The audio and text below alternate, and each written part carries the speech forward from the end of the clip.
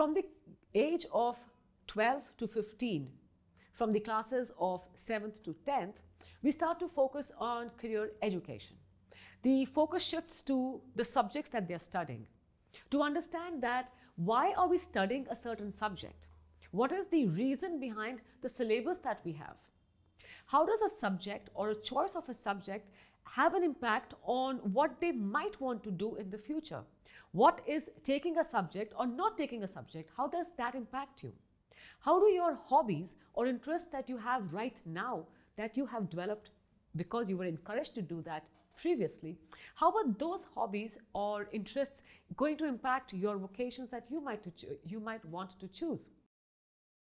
And now is also a nice time to start about understanding their personality traits. What drives them? What makes them feel motivated? What makes them feel angry? What hurts them? What do they hold as a true value for themselves? This is a very nice age to start exploring these concepts so that they understand that these have an impact. Because should a student choose a career which is not in sync with something that they hold a strong value for, they will not have the harmony. We spoke about that in the previous slides, didn't we? Where your passion and your mission need to match up and need to be present in what you're doing. So all of that comes here when they start to see their subjects not as something that they have to study just to pass an exam, but as a subject which is maybe giving a foundation of what they will be dealing with in a workspace later on. The common themes over here could be your focus on learning, self-awareness. A new thing that comes over here is resilience, where even if you've not got something, how do you keep going after it without losing the motivation for it?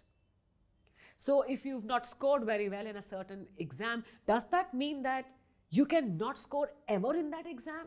Or does that mean that you need to have a relook on the effort that you give for that exam and take a well-formed decision about, is the subject tough or was your effort lacking?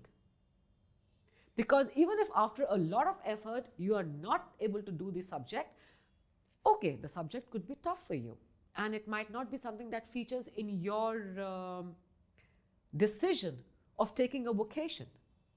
But it should not be that later on we realize that, oh, if only I had put in a little bit of more effort and not been disappointed by the first stumbling block that I encountered. So that's where resilience comes into place. And of course, participation, communication, and empathy are always there. We cannot not have them as a learning theme when we are talking to the young people.